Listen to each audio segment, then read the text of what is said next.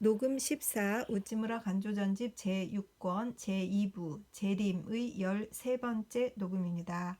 잠깐 기도드리겠습니다. 주님의 은혜를 감사드립니다. 주님, 좋은 책을 읽게 해주셨습니다. 귀하신 책을 읽게 되었습니다. 위대한 사상가의 그 어마어마한 일생을 거쳐서 깨달으신, 묵상하신, 하나님과 교제하신 하나님의 자녀로서 할 일을 충실하게 해내신 귀하신 신앙의 선배의 책을 이렇게 읽게 해주셔서 너무나 감사를 드립니다. 특별히 재림을 통하여서 재림 부분을 리딩을 통하여서 더욱더 확실하게 이해하고 말씀 가운데 어떻게 어떤 부분을 찾아서 적용해 가셨는가 하는 것을 잘 배울 수 있도록 인도하여 주시옵소서. 리딩에 꼭 함께하여 주시옵소서. 성령님의 인도하심으로 잘 읽어낼 수 있도록 하여 주시옵소서. 리딩을 듣는 한 분이라도 있어서 그들의 신앙의 대답이 되고 의문의 시원한 응답이 될 수 있도록 인도하여 주시옵시고, 그들이 이 귀하신 책을 성서와 함께 어울려 같이 읽을 수 있도록 인도하여 주시옵소서. 감사드리며 고맙고 고마우신 우리 주 그리스도 예수님 이름 받들어 기도드립니다. 아멘. 오늘은 재림의 증명자입니다. 재림의 증명자는 큰 제목이고 그리스도의 재림을 믿었던 열 위인. 그래서 오늘은 좀 내용이 짧습니다. 제목들을 좀 잘라서 읽으려고 하다 보니까 좀 짧아요. 읽겠습니다. 그리스도의 재림을 믿었던 열 위인. 내가 그리스도의 재림을 주장한다고 하여 나를 딱하다고 하는 사람이 있다. 내가 정말 그들에게 동정을 받아야 할 만큼 망령된 사람일까? 그러나 세상에는 나보다 훨씬 위대한 사람 가운데에도 이 신앙을 가진 사람이 있었다. 그 제1은 올리버 크롬웰이다. 그는 어느 모로 보나 영국 민족 중 제1인자이다. 그가 없었으면 오늘의 영국도 미국도 없는 것이다. 이제 세계를 민주화하려고 싸우고 있는 이 전쟁의 주 아닌 민주주의는 크로멜의 노력에 의해 확실히 영국 민족의 것이 되었던 것이다. 그리하여 이 크롬웰이 열렬한 그리스도 재림 신자였던 것이다. 또 그의 휘하에서 자유의 적을 섬멸한 유명한 철갑군은 주로 재림 신자로 조직된 것이라고 한다. 유명한 철로 역정의 저자 존 버년 같은 사람도 그중 한 사람이었다. 제2는 크로멜의 비서관이었던 대시인 존 밀튼이다. 천재로서는 셰익스피어를 따르지 못했을 것이다. 해박한 점에서는 괴테에 떨어졌을 것이다. 그러나 그 도덕적으로 깊고 뜨겁고 단단한 점에서는 밀턴이 훨씬 그들 이상이었다. 밀턴은 기독교 시인으로서 제1위를 차지해야 할 사람이다. 그리하여 그도 또 그의 자유의 전우와 같이 굳은 재림신자였다. 크로멜과 밀턴, 그들은 오늘의 일본의 교역자들에게 동정을 받을 인물은 아니었다. 제3은 아이작 뉴턴이다. 그가 근세 과학의 건설자 가운데 가장 큰 인물임은 누구나 다 인정하는 터이다. 제1의 수학자요 이학자인 그를 미망이라고 하는 사람은 자기의 미망을 증명하는 사람이다. 그런데 이 큰 과학자가 순수한 크리스천이며 의심하지 않고 그리스도의 재림을 믿는 사람이었다. 얼마나 그윽한 일인가. 인력설과 이항식의 발견자이며 미분 적분의 완성자가 그리스도 재림의 신자였다니. 제4는 마이켈 패러디다. 그는 근세 전기학의 선구자 중에 주요한 사람이다. 전혀 자기 혼자 연구한 사람이며 그의 발견에 관한 이화학상의 원리는 지금도 움직일 수 없는 것이다. 그리고 패러디도 또한 뉴턴과 같이 순수하고 열렬한 크리스천이었다. 그는 샌디매니안스라고 하는 그리스도 재림을 부르짖는 소교파에 속해 그 충실한 신자로서 그의 일생을 보냈다. 세계 최초의 전기 다이너모우를 만든 패러디가 열렬한 재림 신자였다는 말을 들으면 사람들은 뜻밖의 일이라고 생각할 것이다. 제5로 야곱 베메가 있다. 그는 과학자가 아니고 그 반대로 신비가였다. 더욱이 가장 사랑하고 존경할 만한 사람이었다. 그에 의해 신비주의는 성화되었다. 그의 죽음은 죽음의 기록 가운데 가장 아름다운 것이었다. 그는 죽음에 임하여 아름다운 하늘의 음악이 울려 퍼지는 것을 들었다. 그는 가족들을 머리맡에 불러놓고 이 소리를 듣게 하려고 했다. 너희는 이 음악이 들리지 않느냐? 그는 마침내 창문을 열게 하고 이웃 사람에게도 이것을 듣게 하려고 했다. 이와 같은 음악을 나 홀로 즐길 것이 아니다. 그런 말을 하는 사람이 그리스도의 재림을 믿었다고 했을 때 아무도 의심하지 않는다. 신비가는 진리의 직감자이다. 그가 부르짖는 곳에 큰 권위가 있다. 베메는 그 이름이 말하듯 독일 사람이다. 제6은 찐젠도르프 백작이다. 그는 독일 신성파의 우두머리의 한 사람이며 성시 헤룬후트의 건설자이며 모라비아파 세계 전도의 수뇌로 유명하다. 이 기독교적 훌륭한 신사는 말할 것도 없이 그리스도 재림의 주창자였다. 그의 노래에 사업에 이 신앙은 명백히 나타나 있다. 그리하여 과거 300년 동안에 기독교적 신앙의 순결한 것으로 이 찐젠도르프 백작의 그것보다 더 순결한 것은 없었다. 그 제7은 어거스트 프랑케이다. 그도 신성파의 한 사람으로서 그리스도 재림의 주창자였다. 자선가이며 신학자인 그가 건설한 고아원은 세계적으로 유명하다. 감리교의 시조인 웨슬리는 이 사람에게 힘입은 바 크다. 프랑케의 선배는 스페넬이며 할레 대학의 건설자라고 불리운다. 그리스도의 재림을 미망이라고 비웃는 자는 할레 대학의 규원을 찾아 자기의 미망을 물리쳐야 할 것이다. 덧붙여서 말한다. 철학자 칸트의 양친도 또 경건한 신성파 신자였다. 칸트 자신은 복음주의의 신자는 아니었으나 그를 키운 가정은 재림을 기다리던 가정이었다. 칸트 철학이 영국의 휴մ 철학, 프랑스의 볼테르 철학과 전혀 그 바탕을 달리하고 하나님을 경외하고 성덕을 중히 여기는 것을 아는 사람은 그 원천이 어떤 신앙에 있었는지를 알 것이다. 그 제8은 영국의 조지 뮬러이다. 세계에서 가장 큰 고아의 친구이며 우리나라의 이시의 주유지를 일으켜 세운 것도 이 사람이다. 밀러는 크리머스파의 독신자였다. 그리고 프리머스파의 중심은 그리스도 재림 신앙에 있는 것이다. 그 밀러의 신앙에서 이 신앙을 제하면 신앙이라고는 없었던 것이다. 독일에 있어서는 어거스트 프랑케, 영국에서는 조지 밀러가 똑같이 그리스도의 재림 신자이며 크나큰 고아의 벗이었다. 재림의 신앙은 미망이 아니다. 실제적 진리이다. 그 제9는 트레겔레스이다. 프리머스파 신자라고 하면 모두가 열광자처럼 생각되지만 여기에 냉정한 학자로서 이 사람이 있었던 것이다. 신약 성서 원문 교정에 종사했던 사람은 모두 이 트레겔레스의 이름을 잘 아는 것이다.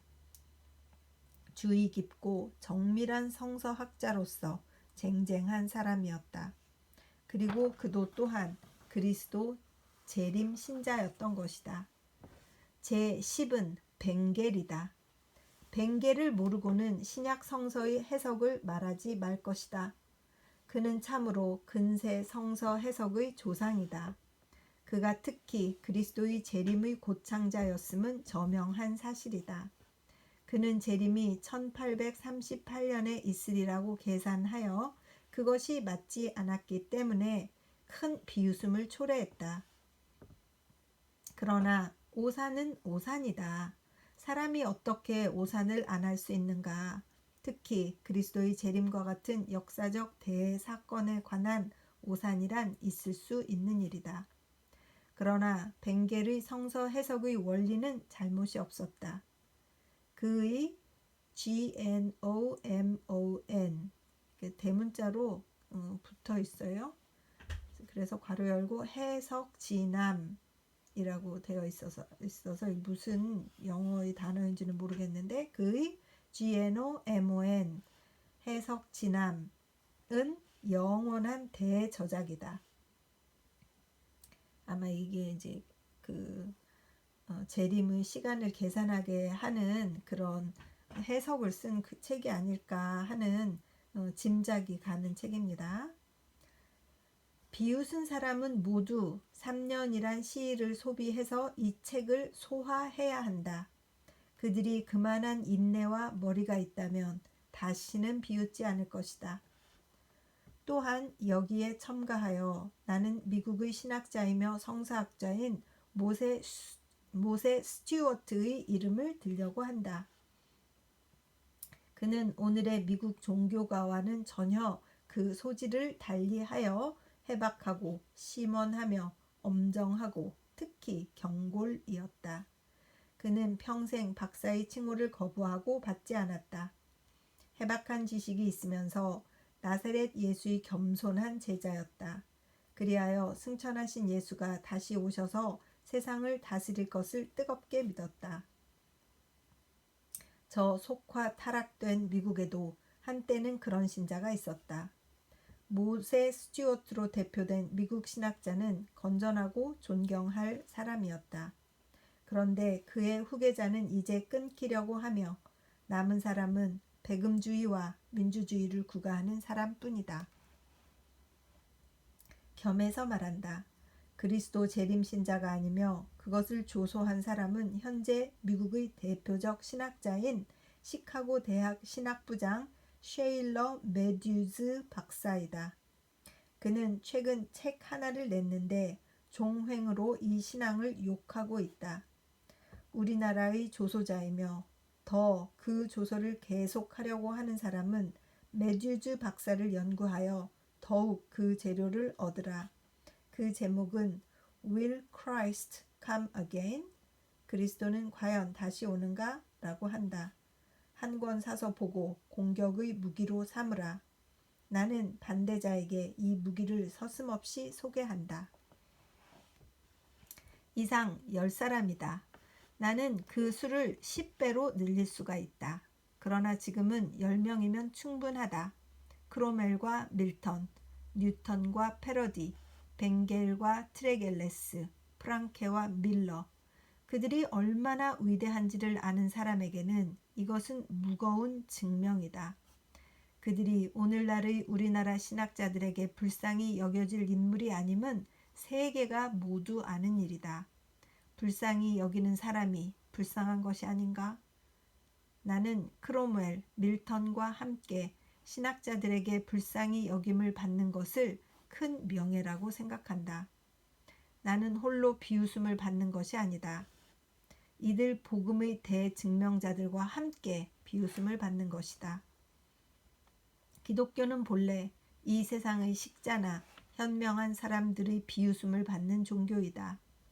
그 건설자의 기적적 출생, 그 기적에 넘친 생애, 그 부활, 승천, 재림을 믿는 종교이다. 비웃음을 받지 않을 수가 있겠는가? 비웃음을 받지 않는 기독교는 이상한 기독교이다. 저 과학적이며 합리적인 기독교는 세상에서 비웃음을 받지 않는 대신 죄인을 회개시키는데 아무 효과도 없는 기독교이다. 이 세상의 학자들의 입장에서 볼 때 모든 종교가 미신이다. 격렬하게 비웃음을 받아야만 종교가 종교다운 참 가치를 발휘하는 것이다. 비웃음을 받으며 나는 비로소 진리를 붙잡고 실제적 증거를 얻는 것이다. 부기. 뉴턴이 단순한 성서 그대로를 믿은 크리스찬이라는 사실은 많은 학자들을 넘어지게 했다. 그들은 아무리 해도 그 설명을 얻을 수가 없는 것이다. 그러나 내가 볼 때 이것은 결코 이해하기 어려운 일이 아니다. 뉴턴은 깊은 과학자였기 때문에 곧잘 과학의 능력을 안 것이다. 과학을 가지고 알 수 있는 일과 알 수 없는 일을 알고 있었던 것이다. 그래서 그는 과학을 정당하게 이용하고 이것으로서 세력 범위 이외의 일에 침범하지 않은 것이다. 그래서 그의 마음은 항상 평화롭고 그의 머리는 항상 명석했던 것이다. 그는 추구해야 할 것은 학자로서 추구하고 믿을 것은 신자로서 믿는 것이다. 그래서 그는 항상 행복했던 것이다. 패러디도 똑같은 사람이었다. 이 학자 친달과 하루는 저녁을 같이 했는데 이 대과학자가 구운 청어 한 마리와 빵 몇 조각이 놓인 간단한 식탁에서 너무나 열렬한 감사를 하는데 놀랐다고 한다. 대과학자는 큰 어린아이이다. 그들은 바울과 같이 믿을 것은 모두 믿을 수 있는 것이다. 그들은 참으로 은혜를 받은 사람들이다. 그리하여 가장 불쌍한 사람은 과학이 무엇인지를 모르고 과학 하며 과학을 미신하는 종교가들이다. 1918년 4월 성서지 연구. 어마어마하게 자신만만하게 이렇게 당당하게 무슨 막 대웅변을 듣는 것 같은 그런 말씀이어서 막 너무 당당하고 너무 멋있습니다. 이론으로 이렇게 뒷받침이 되는 반론을 펼칠 때 진정으로 희열을 느끼는 것 같습니다. 재림과 전도. 1918년 11월 10일 오후 도쿄 신전 청년회관에서 열린 재림대회에서의 강연. 우찌문 선생님은 역시 강연을 하실 때 진짜 멋있는 것 같아요.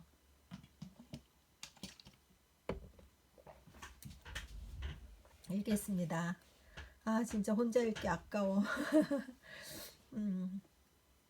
그리스도의 재림은 전도의 열의를 쉽게 한다는 사람이 있다. 만일 그리스도가 오셔서 모든 일을 성취하신다면 우리들에게 무슨 할 일이 있겠느냐는 말이다. 하지만 재림을 믿고 전도를 할 수 없다면 옛부터 이 신앙을 가진 자는 전도를 하지 않았을 것이 분명하다. 그런데 사실은 어떠한가? 최대의 전도자는 모두 재림의 신자가 아니었던가? 바울은 고린도전서 15장 괄호 열고 특히 이 장은 부활의 장으로 알려져 있는데 바울은 여기에서 부활과 함께 또 그리스도의 재림을 가르치는 것이다. 괄호 닫고 에서 고린도 15장에서 혈육은 하나님의 나라를 이미 받을 수 없는 일, 곧 우리들의 육체를 가지고는 천국에 들어갈 수 없고 그것이 반드시 변화할 필요가 있는 것을 논했다. 그리고 다음에 보라 내가 너희에게 오의를 전하리라고 말하고 이 일에 관한 하나님의 계시로 옮아갔다. 그리하여 그리스도가 다시 오실 때 죽은 사람은 부활되고 산 사람은 죽음을 거치지 않고 그대로 영화되며 이렇게 혈육이 아닌 영체를 부여받은 은혜에 대해 논한 후 마지막으로 강조하여 말하기를 이 때문에 라고 했고 그렇기 때문에 라고 하는 것이다. 바울의 서간의 특징인 소위 The Great Therefore 위대한 이 때문에 이다. 이 때문에 나의 사랑하는 형제들아 너희는 굳건하여 움직이지 말고 항상 주의 일을 힘쓰라 이다. 그리스도의 재림이 있고 부활과 영화가 있다. 그렇기 때문에 너희들은 크게 활동하지 않으면 안 된다고 말하는 것이다. 재림을 믿는 사람은 전도하지 않는다고 말하는 자는 누구인가? 재림의 복음 전파자 바울로 하여금 말하게 한다면 이 신앙이야말로 오히려 모든 선행의 동기가 되어야 하는 것이다. 시험 삼아 바울의 이 말을 원문에 가까운 영어로 표현한다면 Therefore be seated in the faith. 그러므로 앉아 있어라. 사실에 앉아 있어. 신앙에 앉아 있어라. And be not dislodged. 거기서 움직이지 말아라. And always overflow with the work of the Lord. 언제나 그리고 언제나 넘쳐라. 어디에서 넘치냐면 주님의 그 일하시는 가운데 그 넘쳐 흐르는 곳에 있어라. 즉 신앙의 자리를 잡아라. 자리를 빼앗기지 말라. 그리하여 항상 주의 일로 충만하라. 부질없이 이 말 저 말을 따라 헤매며 남의 말만 듣기에 급급하여 스스로 앉을 자리를 모르는 것 같은 것은 근본적인 잘못이다. 먼저 스스로의 신앙의 자리를 차지하라. 바울처럼 요한처럼 앉아서 그들이 믿는 것처럼 믿으라. 그래서 그 자리를 빼앗기지 말라. 누가 어떤 반대론을 말한다 하더라도 결코 그 자리에서 움직이지 말라. 부활의 일, 재림의 일 등 모두 성서의 근거에 자리 잡고 흔들리지 말라. 그리하여 스스로 활동하지 않으려고 해도 주의 일은 항상 우리들에게 넘치는 것이라고 하는 것이다. 신앙이 자리를 잡고 흔들리지 않게 될 때 왜 주의 사업이 넘치는 것일까? 그 까닭이 무엇인지 그것은 모른다. 그러나 이것은 이론의 문제가 아니고 사실의 문제이다. 이론가는 말한다. 재림신자는 사회 사업에 열심을 가질 수 없다고. 그러나 사실 열심이라면 어떤 것인가? 앞의 변사가 증명한 것처럼 미국에 있는 주로 노동자로 이루어진 300명의 회원의 작은 교회에서 하루 5,600달러의 헌금을 낸 것 같은 재림을 비웃는 교회에서 과연 볼 수 있는 예일까?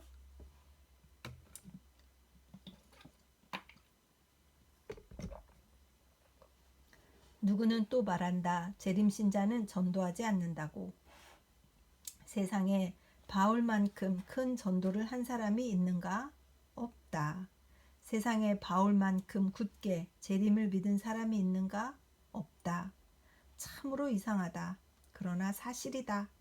재림의 신앙의 자리를 잡고 흔들리지 않는 사람은 자연히 주의 사업에 넘치지 않을 수 없는 것이다. 개인도 그렇고 교회도 그렇다. 어떻게 하여 교회를 활동하게 할 것인가? 헌금, 천막전도, 자동차 설교 또는 비행기에서 팸플릿을 뿌려서 이런 소란으로 교회는 한때 그 눈을 뜰지도 모른다. 그러나 곧 잠자는 것이다. 교회로 하여금 활동하게 하려면 마땅히 그리스도의 재림의 신앙에 그 자리를 잡게 하라. 재림을 믿고 흔들리지 않게 된다면 우리나라 교회라고 해도 반드시 큰 활동을 시작하게 될 것이다. 바울은 이 사실을 말한 후 조금 설명을 가했다.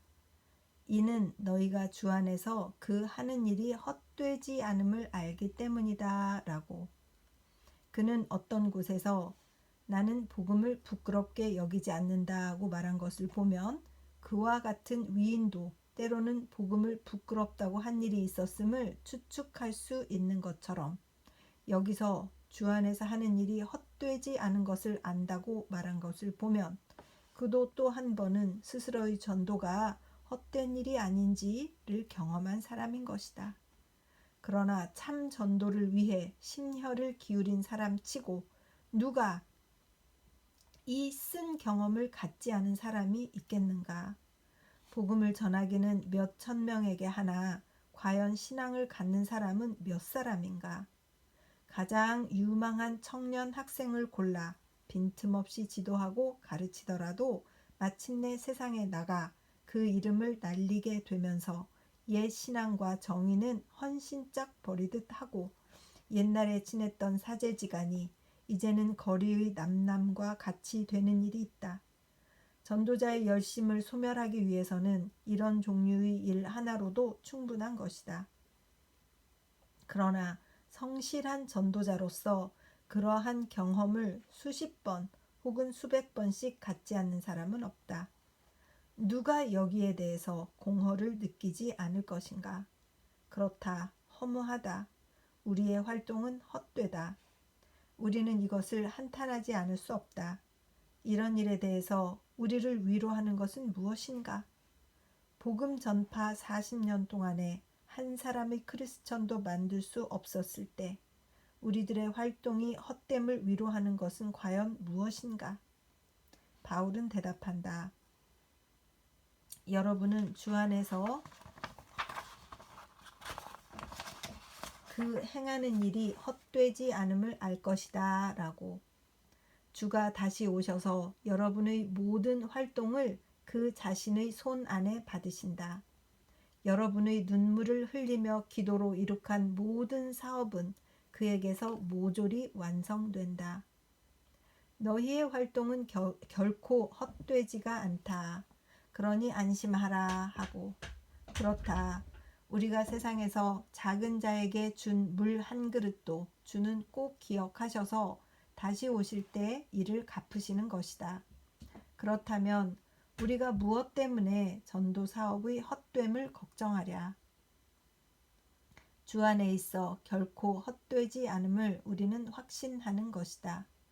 전도자의 큰 위로는 참으로 여기에 있다. 만일 이것이 전도자의 생애가 아니라면 그들은 무슨 희망을 가지고 그 사업을 계속해야 할 것인가?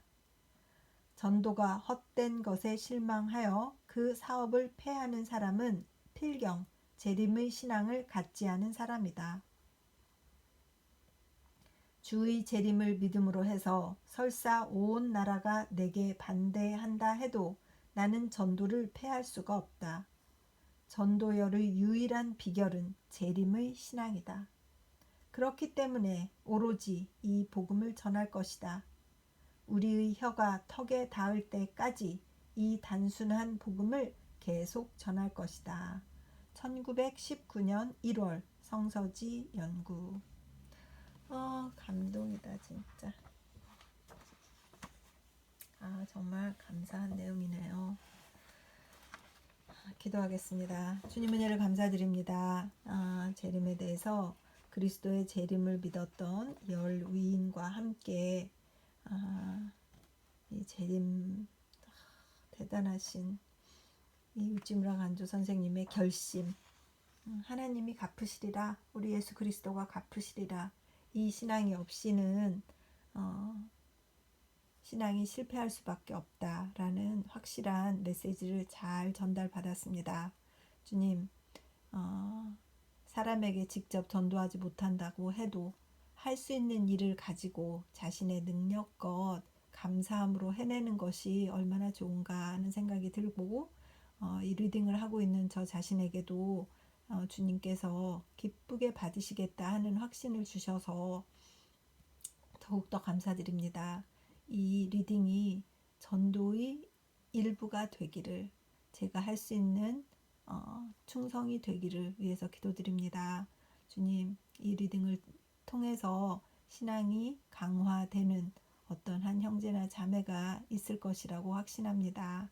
주님께서 이 리딩을 그냥 헛되이 공중으로 날려보내시지 않을 것이라고 믿습니다. 하나님 꼭 들어주시어서 언제건 제가 죽은 후에라도 누구라도 이 리딩을 듣고 우찌무라 간조 선생을 기억하며 우찌무라 간조 선생이 평생을 두고 따랐던 우리 예수 그리스도를 더욱더 강렬하게 의지하며 살아가는 후배가 있기를 위해서 기도드립니다.